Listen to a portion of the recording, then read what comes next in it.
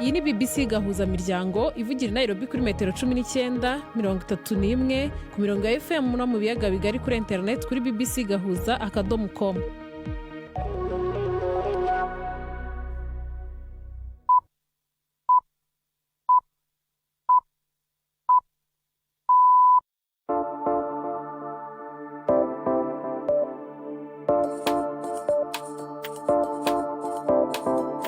Ubu ni saa moya n'igice z'ijoro i Nairobi, ni saa 12 n'igice z'umugoroba mu Burundi no mu Rwanda. Muri kumwe na Gisele Berwa. Mwiriwe neza abakunzi ba BBC gahuza miryango, ikaze mu makuru yo ku mugoroba tariki 29 z'ukwezi kwa mbere 2026. Izi ni ingingo z'ingenzi amakuru yacu agiye kwibandaho. Nyuma y'amezi hafi abiri, Uburundi na ONU basabye abagira neza miliyoni 35 z'amadolari ya Amerika yo gufasha impunzi z'abanyekongo zahungiye muri iki gihugu. Haba hamaze kuboneka ngahe? Ku miliyoni 30 na zingahe hamaze kuboneka 6 canke 7 gusa. Mu mujyi wa Minneapolis muri Amerika hakomeje kuba impagarara mu gihe polisi igerageza guta muri yombi bamwe mu baturage. Ese bafatwa ni bande? Kenshi harimo abantu baba araba badafite ibyangombwa inaha, cyangwa se akaba abantu baje bari impunzi taramara igihe inaha. Aya makuru ahagarariwe na Gerdas Hondimpondo. Mbere yo gutangira aya makuru ku buryo burambuye, reka chance atugezaho duteguriye avugwa hirya no hino ku isi.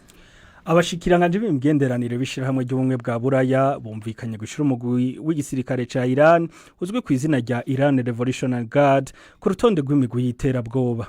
Mu gutangaza iyo ngingo, ubujejwe imigenderanire mu ishirahamwe rya Buraya Kaja Kallas yavuze ko uguhunyanga agateka kazina muntu kudashobora kwijana, kandi ko intwaro yose yica ibihumbi by'abanyagihugu bayo iba iriko yitegurira kwisenyura yonyene. Ubumwe bwa Buraya bwafatiye kandi bihana umushikiranganje w'intwaro yo hagati muri Iran, umushikiriza manza mukuru hamwe n'umucamanza mukuru Iman Afgushari. Akanama kishirahamwe ry'ubumwe bwa Buraya kavuze ko abo bose bagize uruhara mu guhohotera abari mu myirekano hamwe no gufunga bidakurikije amategeko abatavuga rumwe na leta n'abaharanira agateka kazina muntu. Mu bucagucagu bwo kuri uyu wa kane mu gitondo humvikanye ibiturika bikomeye n'amasasu hafi y'ikibuga c'indege mpuzamakungu ca Niger, bituma ababa mu micungararo batangura kugira ubwoba, vyongera bituma hiyongera amakenga ku mutekano muri uwo mugwa mukuru. Ivyo bibaye mu gihe umutekano ugenda urushiriza kuba mubi muri Niger no mu karere ka Sahel muri rusangi. Ni inkuru ya Chris Eukor mumva mu icyo rya Gerdas Hondimpondo. Amasoko atandukanye avuga ko abagizi ba nabi batamenyekanye bateye ibiturika hafi y'ikibuga c'indege gisanzwe kirimo ikambi nini ya Niger ijeje guhangana n'ibitero byo mu kirere. Hakurikiye gusubizanya amasasu hagati y'abo bagizi ba nabi n'inzego z'umutekano.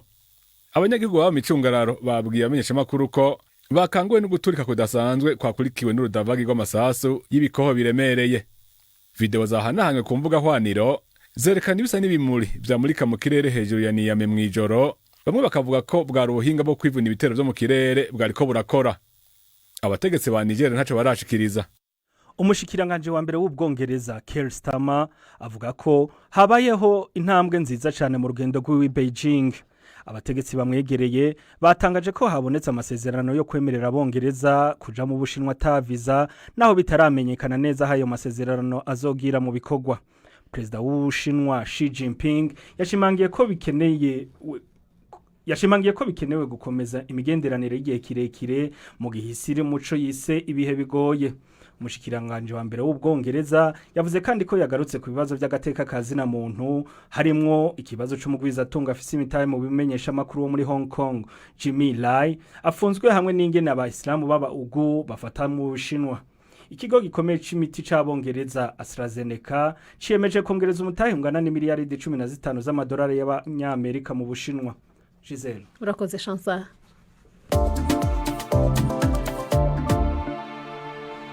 Amakuru yacarambuye, reka tuyahere mu Burundi. Leta y'u Burundi yatangaje ko ku mafaranga yasabwe kugira ngo hafashwe impunzi z'abanyekongo zahungiye muri icyo gihugu ubamaze kuboneka ari 1/5 gusa cyakenewe. Abantu barenga 90,000 bahungiye mu Burundi mu kwezi kwa 12 nyuma y'uko umujyi wa Uvira ufashwe n'abarwanyi bayo 23 baje gutangaza ko bawuvuyemo hashize iminsi mike. Leta y'u Burundi ifatanyije na ONU bari basabye amahanga kwegeranya miliyoni 35 z'amadolari ya Amerika yo gufasha kwita kuri izo mpunzi kugera mu kwezi kwa kane uyu mwaka. mu nama yagiranye n'abahagarariye ibihugu byabo n'imiryango mpuzamahanga mu Burundi, Minisitiri Edouard Bizimana w'ububanyi n'amahanga yavuze ko bakiri kure cyane yo kubona amafaranga akenewe. Twari twasavye tuvuga tuti abantu bafashe turatera kamo amakungu naho urugero twasavye rutashikirwa rumba bavuze ku miliyoni 30 na zingahe hamaze kuboneka zitandatu canke ndwi gusa. Murumva urugendo rwacari rurerure kandi aba bene wacu bahungiye ngaho iwacu murabona ko bakeneye ibintu byinshi. Twavuze ibijanye n'amazi, ibijanye no kuvugwa n'ibindi n'ivyo gufungura. Dukomereje muri Leta Zunze Ubumwe za Amerika, mu mazi iminsi mwumva imvururu zirangwa mu mujyi wa Minneapolis muri leta ya Minnesota. Igipolisi gishinzwe abinjira n'abasohoka gikomeje gukoresha ingufu zidasanzwe mu gufata abo kivuga ko bahaba badafite ibyangombwa. Amwe mu makuru avuga ko icyo gipolisi kigerageza no kwinjira mu mazu y'abantu ku ngufu ngo bafate abihishemo. Muri ibyo bikorwa byabo hamaze kwicwa abantu 2, ibyatumye haba imyigaragambyo ikomeye.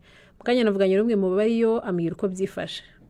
Rero imvururu mu mazi iminsi mubona hanini zatewe n'uburyo ibikorwa iyo polisi bikorwa ikora byo gufata nyine abantu. Kenshi harimo abantu baba badafite ibyangombwa inaha, cyangwa se akaba abantu baje bari impunzi bataramara igihe inaha.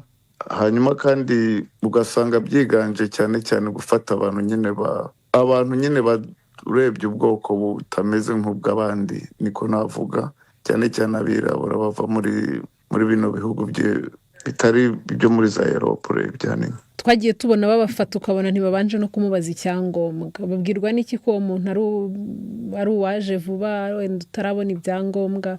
Ni gute babatandukanye n'abasanzwe? Uri nko mu modoka barashobora gukoresha plaque y'imodoka yawe, hanyuma bagashobora kubona umuntu witwaye uwo ari we, hanyuma ako kanya bahita baguhagarika bakakuvanamo. Ubwo ni uburyo bwa mbere bakoresha. Hanyuma ubundi buryo bakoresha hari igihe baba baje bafite urazi leta nyine bifite data cyangwa ifite information, igihe baza bafite izo information z'ahantu bagiye, amazu bagiyeho cyangwa n'umuntu bari kurondera. Ikindi urazi ko technology muri iki gihe kandi nabwo yateye imbere, bafite uburyo bwinshi bashobora kubona iyo uri bakaza bakagufata. Ubuzima bwa buri munsi ubu ngubu biteye buti? Abantu ntibafite igishyika? Ubuzima bwa buri munsi nyine ni ikibazo. Abantu benshi baretse kujya mu buzi kubera gutinya yuko bafatwa. Usanga rero bamwe banagemurirwa ibiryo mu nzu zabo, mu ngo zabo, kubera gutinya kujya hanze. Ubwo rero organization menshi cyangwa amakampani yakoreshaga abantu nyine benshi usanga baje bava hanze baba immigré. Ubu nyine usanga ubuzi bufite ikibazo kubera benshi ntago bajya mu buzi. Bafashe icyemezo cyo kwigumira imuhira kugira ngo birinde kuba bafatwa n'abo bapolisi. Nkawe udakomoka muri Amerika wumva aho uri umutekano wawe wizeye? Jewe hanini kubera ko mfite nationality, mfite citizenship. Akenshi rero abantu bafite citizenship niyo bafashe barabarekura, ntago bapfa kubagira wenda nk'abatari bazibona. Ibyo biduha wenda kuba twatekana, ariko nanone urumva ntabwo wabishyira cyangwa ngo aho ubishyire. Uwo yari umuturage muri leta ya Minnesota muri Amerika. Latifa, abadukurikira ku mbuga nkoranyambaga baravuga iki? Iyi nkuru ivuga ko Trump yahuriye Tehran ko igiye gushira ku masezerano ya nuclear mu gihe yongereye ingabo hafi ya Iran bayitanzeho ibitekerezo. Serge aragira ati nta ciza c'intambara ariko utewe nta kundi urivuna uko ushoboye kose. Iyindi nkuru batanzeho ibitekerezo nivuga ko umucungagereza yafunzwe kubera gukora imibonano mpuzabitsina n'imfungwa.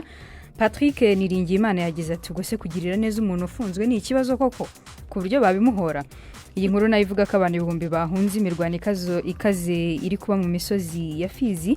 Munana Vahansi yagize ati Imana irengere abanyekongo. Twakibutsa n'abadukurikira ko bashobora gusura website yacu bbc.com bagasoma inkuru zitandukanye. Urakoze cyane.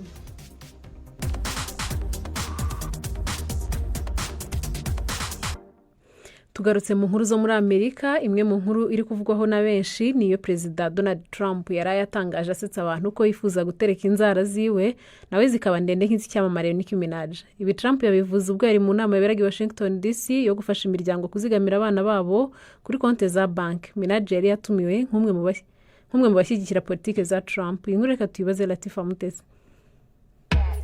up, baby, feel on me. Pull up if you feel lonely. umuraperi w'umunyamerika Nicki Minaj yatangaje ko ashobora kuba ari we mufana wa mbere wa perezida Donald Trump wa Amerika ari nako yerekana viza ye ya Gold Card iha uburenganzira bwo gutura muri icyo gihugu ndetse n'inzira yo kubona ubwenegihugu bwa Amerika. Nicki uvuka mu gihugu cya Trinidad na Tobago ibi yabivuze ubwo yarahamagawe na perezida Trump kuri podium mu nama yaberaga i Washington DC yo gufasha imiryango kuzigamira abana babo kuri konti za banki. Aha umwanya ngavuge kuri Trump, Nicki Minaj yavuze ko urwango cyangwa se biba abantu bamuvugaho ntacyo bihindura ku rukundo wamukunda kandi ko bimuha imbaraga zo kurushaho kumushyigikira. Nicki Minaj yashimye gahunda ya Trump yo gushyiraho konti z'ishoramari zigenewe abana bavukira muri Amerika nk'igitekerezo kizafasha abana gutangira ubuzima bafite icyerekezo cyiza cy'ubukungu. Muri uwo mushinga wa Trump abana bose b'abanyamerika bavutse hagati ya tariki ya mbere z'ukwezi kwa mbere umwaka wa 2025 n'abazavuka kugeza tariki ya 31 Ukuboza umwaka wa 2028 bafungurijwe konti bahabwa $1,000. Iyi konti yabo kandi izajya yakira andi mafaranga atarenze $5,000 by'amadolari ku mwaka, ayo mafaranga agashorwa mu isoko rusange ry'imigabane. Abana bazabona uburenganzira bwo gukoresha ayo mafaranga bageze ku myaka 18 kandi White House ivuga ko aramutse adakuweho ayo mafaranga ashobora kugera kuri miliyoni imwe irenga y'amadolari umwana ageze ku myaka 28. Perezida Trump we yashimye Nicki Minaj amwita umuraperi ukomeye kurusha abandi bose mu mateka wamushyigikiye kuva kera, anatera urwenya ko agiye gutereka inzara ze ngo zibe zimeze nk'iza Minaj zizwiho kuba ndende cyane. Kubera uburyo Nicki Minaj yiyeguriye politike ya MAGA, Make America Great Again, ijambo ryakunzwe gukoresha na Perezida Donald Trump byatumye bamwe bamuhimba Nick Magaj.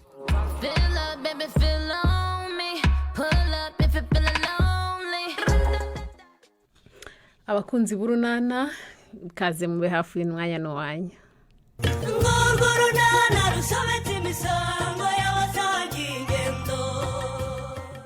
Nyirabazungu ya Rurionorine hagati aho Leya na Sori na mu ngamba cyo guhangana na Nyesi n'urunana. Leya we ndakumva Sori. Niko ko waryamiriye se gahunda dufite wayibagiwe? Oya nta kuyibagirwa, urabona se ntamaze kwitegura. Waramutse ariko waramutse neza. Gira vuba tugendera amasaha y'abajya muri siporo naya ngaya. Reka mbanze nisiga agapuderi mu maso. Ariko Leya we Niko naho urakabya n'ukuri. Uzi ko wagira ngo ntuzi icyo ushaka. Ubu rumari nk'ina Chris imisozi bayimaze bagenda baganira. None wowe ngo ugiye kwisiga amapuderi. Uragenda wambaye gutyo se Sori? Umuntu ajya muri siporo akenyeye ibitengera? Umva oya humura rwose iki nicyo gukora ntibigutera ikibazo. Naryama hasi nakwicara mu bitaka nta kibazo rwose. Ikibazo si uko cyakwandura, ahubwo nyine igitenge ntabwo ari umwenda wa siporo. Genda ushyiremo ipantaro n'agapira. Mana yo mu ijuru, ipantaro ya Sori narayikura he? Ndayigira se? Yego kureye. Niko ngira ibitenge n'amajipo rwose yo gukenyereraho n'amakanzu make nijyanira mu birori. Mbabarira nta pantaro ntunga. Akira ngo utizi yanjye uba ariyo wambara rwose, nge niyambarira ikabutura. Ni wumva se ahubwo noneho.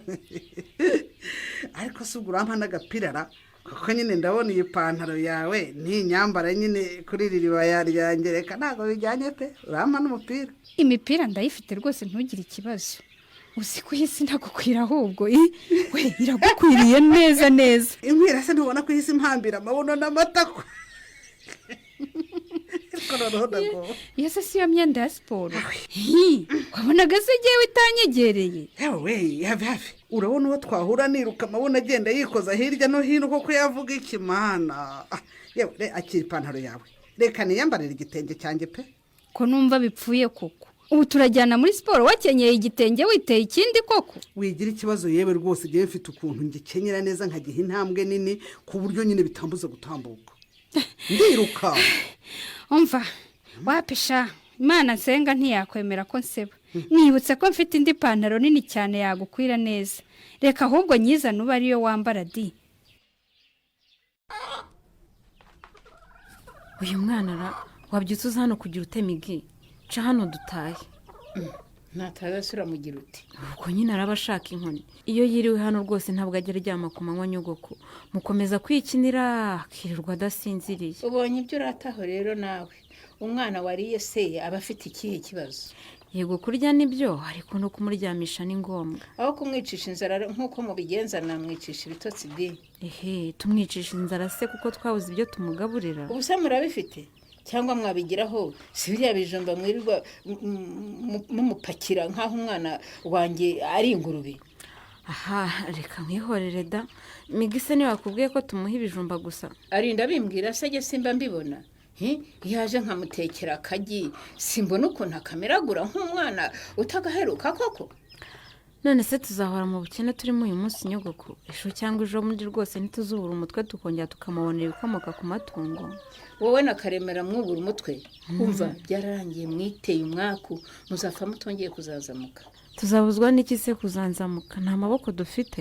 amaboko ayahese ayatagira akarima akora yirirwa uraritse mu rugo wigeze nk'umwamikazi w'inzuki niyo wita amaboko azabateza imbere koko. none se niba uyu munsi nagize ikibazo kimbuza kujya mu murima bivuga ko n'ejo wundi ariko bizagenda. bitabukose ko umugabo wakabaye aguhwitura wamuhaye inzaratsi asigaye ari icyohe gihagaze ninde uzagucyaha ngo ushyire amaboko hasi.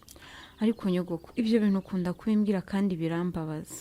uburo nijya utabara iyo mbona umwana wanjye yirirwa atunekwa agutorera mu kanwa wicaye nk'igikomangoma washyize akaguru ku kandi buriya ageze ndishima koko. aha reka nkureka rwose ururimi rwoshywa n'urundi reka nitahire. umva wataha wagira uti umenye ko ibi bitazarangirira aho.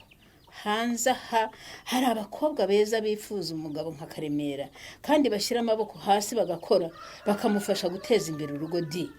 ushatse kuvuga iki mukecuru nako nyogoko ngo uzashakira Karemera abakobwa bazi gushyira amaboko hasi.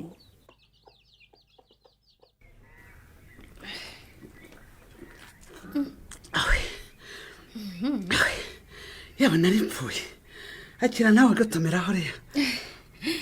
arasukuye se sori. asukuye ate nayo twavomye muri Canada. ntabwo atetse cyangwa ngo abe arimo indi miti itunganya amazi se. ego nyagasani imiti itunganya amazi se ko atanazi ubwo twayikura he koko nawe mwagiye muyateka se byibuze. ego mana yanjye ubwo si uwo mwanya nizo nk'ibyo guteka ibiryo bigateka n'amazi koko byava heriya. ntabwo nanywa amazi adasukuye rero. yihoreye n'inywera ahubwo se sinyegerereje bari no kuyancura wa mugani n'ubundi yewe umwuma n'igihe wari wishe. hanyuma se ukwishe wenyine njye ntabwo twirukankanyira. erega wowe uracyari umwana muto ntaho bihuriye reya ariko ubonye imisozi yose rwose twirukansa uko ingana. ikibabaje ni uko tutigeze tunababona. ariko bareba vuna muheto koko bakoreye hehe uyu munsi. ahantu hose bakorera amasiporo muri uyu muhanda wa Nyarurembo ko twahazengurutse ntitubaboneye bagiye he. sori atansiyo mana yanjye utanukira umugabo umuvuna muheto ni rumara inkwi wenyine. ikibazo si ukumutuka cyangwa kutamutuka reya ikibazo cyo kwibaza aho gikomeye ahubwo ni ukumenya impamvu uyu munsi nta n'umwe waje muri siporo.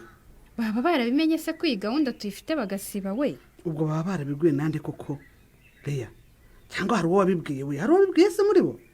ubwo se nabi ikigo gihumbi nageraho njya kuvuga ibyo we. none se ko nanjye ntawe nabibwiye babimenye bate noneho uyu munsi bwose basibire rimwe kandi reya isuzume niba ntawe wabibwiye ntabwo basibira rimwe batabizi. simbizi pe gusa ku rundi ruhande ndumva ntacyo bintwaye. niba batwikanze bagahagarika kuza muri siporo kandi ariyo yabahuzaga ndumva intego yacu n'ubundi twaba twayigezeho. cyakora ntacyo bitwaye da kuko n'ubundi intego yacu ni ukugira ngo badakomeza guhura kuko burya nyine uko umuntu ugenda umujya kure ni nako nyine ugenda umwibagirwa. sori ngaho ujya mu mirimo yawe reka nanjye nkarabe ndebe ko nagera ku ishuri. umuntu wese ugira ngo ukuntu numva ameze ndabasha no kugira icyo nimarira uyu munsi. si wowe wenyine nanjye ndumva amatako ndyama amaboko arababara ibitugu ndumva bitorekara. sinzi niba uyu munsi mbasha kwandika ku kibaho pe. niba nawe ni ukwandika ibaze igihe ugiye kujya mu murima rero ubu se ndabasha kumanika isuka ngo mpinge koko. ugiye he muza? urabona ngiye se ko nibereye ndakomeza ngo ucunge utagenda ukansiga hanjye nyine abana bama bakangutse sinashobora kubahoza. ariko muzara naragowe koko ngiye sinabahoresha iki ko ntabere mfite ngo nabonze. nibe nawe sha uzi kubaheka ubu se nkanjye bandiranye nabigenza gute? nawe uzabyige nta kigoye kirimo si ugushyira umwana mu mugongo ugashyiraho igishoro ukajisha. ariko se ubundi ko ukomeza guhagarara aho waje hano rero ko udashaka kuncunga ku jisho ngo wigendere. ntubona ko nari mpagaze hariya ngo ndebe ko iwabo barinda baryamo ite njya kubasura se. ese ko utari wambwiye ngo nunyarukirayo tujyana? None se twagenda twese kandi mama yaratubujije kaze. atubuza se atubuza iki? Niba adashaka ko tujya kwisabira ajya dusigira ibiryo. Ubundi se mu isafuriya ntibirimo bikeya. Biriye yakwica. Nuzi ko yavuze ngo nitubirye ngo araza kuduhaho nataha. Anywa amata ntahari. None se yanywa amata yonyine? Yabizi se sinumvise nyina warinda avuga ngo amata abamo intungamubiri nyinshi cyane. No ku ishuri yarabivuze ngo ibikomoka ku matungo byose bibamo intungamubiri utasanga ahandi. Ahubwo ngize igitekerezo kaze. Cyaho twakura icyo kurya se? Cyane. Waretse ariya mata tukayinywera. None se ko turi bakuru hari ubwo turi munsi y'imyaka 2. Utarengeje imyaka 2 ni unywa amata se? Hamwe n'umugore utwite cyangwa uwonsa. Ibyo se ninde wabikubwiye? Mama wasano siko akunda kubwira mama siyo yaze kumusura hano. Ibyo ni ukubeshya. Umuntu wese ushaka amata arayanywa. Uzi ko ntaryoha? Shamuzana akazi kawe nuyanywa uzi kubitwe wenyine. Ubwo mama naza agasanga anywa amata ye uramukira. Ikiri nuko twayamara. Tukaturagenda tunywa make tumusigira ndi. Kuryo se yayoberwa aho yageraga. Twebwe nitumara kunywa turongera dusukemo amazi yongera agera aho yageraga. Ubwo urumva naza bimenya. Ubu se none agategeri ka Jonori niba kaje se ngo wanda rujye gutera kare gatabire nahinze hariya hepfo. Hindutera intabire ariko uzi ko musetsa simbona se yamaze gucya ugira akabaraga bitandukanye na mu gitondo. Yewe ntazigira rwose ntibitege ko ngewe Honorine nzajya kugucikira amaboko.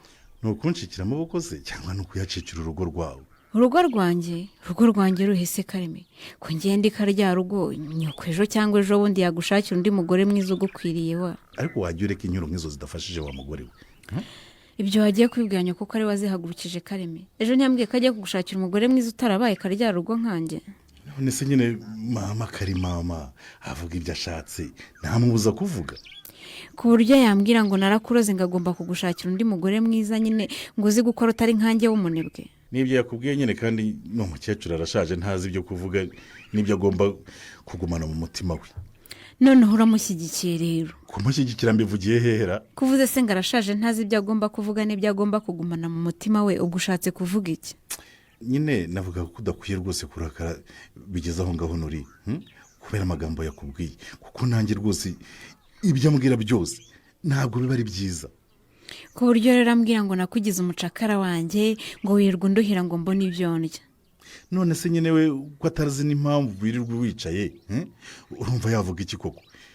Ikibi nuko nanjye nabivuga kandi ngiye rwose nzi impamvu udafite imbaraga.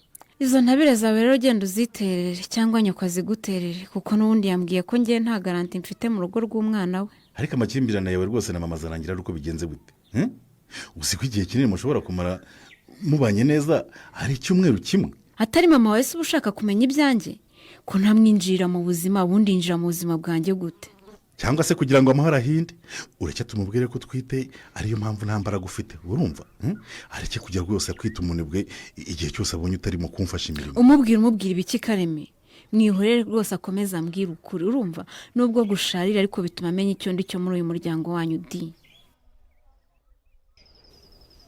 Muza Karame mama mereza amata ari mu ijaga nyateka n'iki gikoma. Akira mama. Muza unzaniye amata cyangwa unzaniye amazi? Samatu ntumye se mama niyo nzanye. Ntabwo bishoboka. Aya se urabona ari amata ko ari amazi basutse mu ijaga yahozemo amata? Nayo nsanzemo rero. Ntabwo byashoboka. Mpamagara Kazaze hano nona. Kaze Karame muza ngo ngwino mama kubwira. Ngo waraje mama ngenda agiye. Uragiye se ugiye guma aha nawe. Ndakwitabye mama. Niko Kaze amata yarari muri ijaga ninde wayanyweye agasukamo amazi? Ntabwo ari njye wanyweye. Ninde nyine kari we nkubaza? Nawe nabonye. Ibyo se murumva nabyemera niba utayanyweye ukaba utabonye wayanyweye kandi we na mushiki wawe rimwe mwiriwe aha murashaka kuvuga ko ari yo yinyweye se? Cyangwa n'imbeba zayanyweye mama? Imbeba? Kereka niba ari imbeba muntu. Reka nzanzane inkoni niyo ibanshoboza. Watubabareye ko nawe twanyweye mama. Ndavuze ngo mbare kabiri mwese mwamaze kubika inda hasi. Mama dukubita. Oya. Mama twari dukumbuye kunywa amata ko ntitwaherukaga. mukobwa jana we mukobwa jana ndeka rangwi ndeka mbanze nk'uti ibyana hambe mare mu bugoryi bifite muri ibi bitwe byabo none ko bakurikira kubica habaye iki wa mubyeyi ndeka ndorera ubu nabuze icyo nkorereza ingegera ubonye ngo siga amata hamurebwa yaranyihera nibarangiza biyarengereho biyanywa byo kanywa nsobya none se mukobwa jana niba bari basize nta kintu bahaye ubwo urumva bari kubigenza bate koko iyo banywa amazi ntiyarahariye uzi ijerekani mva kandi ubu se w'amazi yagutunga yonyine nta kindi urya koko mukobwa izi ngegera se nta se zifite zajya zimubwira akazihahiraho kundi rutwomba nisabiye muri rubanda yo aba bana bazaba muri iri hohoterwa kugeza ryari naho mu ikinamico urunana y'ubutaha ikinamico urunana mwitegurirwa n'umuryango urunana development communication mukayikurikira kuri radiyo BBC ku wa kabiri no ku wa kane saa 12:45 z'umugoroba. Ikinamico urunana kandi mwayikurikira kuri YouTube. Kuyigeraho andika ijambo ikinamico urunana official maze utange n'ibitekerezo. Uramutse ufite ikibazo cyangwa igitekerezo kandi wifuza kutugezaho watwohereza ubutumwa bugufi bwanditse kuri telefoni igendanwa 0783 18 10 64. Mushobora kandi kunyuza ubutumwa kuri page yacu ya Facebook. Kwigeraho no kwandika ijambo urunana. Tubibutse ko tubagezaho ikiganiro gikuyemo ibice by'urunana twumvise mu cyumweru. Icyo kiganiro tukibagezaho ku cyumweru saa 9:00 za mu gitondo na saa 11 z'umugoroba kuri BBC. Dusubikiye ikiganiro urunana cy'uyu munsi naho butaha. Mbere yo gusoza amakuru twari twabateguriye reka n'abakunzi b'imikino namwe ntitubibagirwe. Pape Thiaw umutoza wa Senegal yahagaritswe imikino 5 nyuma Akanama gashinzwe imyitwarire mu ishyirahamwe ry'umupira w'amaguru rya Afurika kemeje intsinzi ya Senegal mu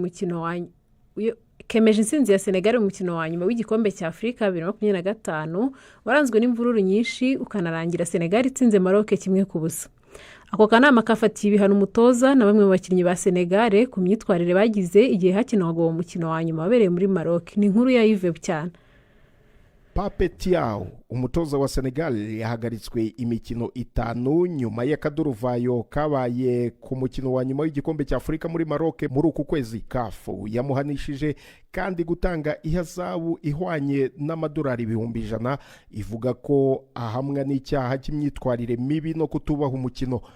Mu mukino wa nyuma wabereye mu mujyi wa Rabat, Senegal yatsinze Maroc 1-0. Umukino waje guhagarara ubwo abakinnyi ba Senegal bavaga mu kibuga nyuma y'uko Maroc yari ihawe penalty mu minota y'inyongera. Umutoza wa Senegal Pape Thiaw yarakajwe n'icyemezo cy'umusifuzi cyo gutanga penalty ku ikosa ryari rikorewe kapitene wa Maroc Achraf Hakimi.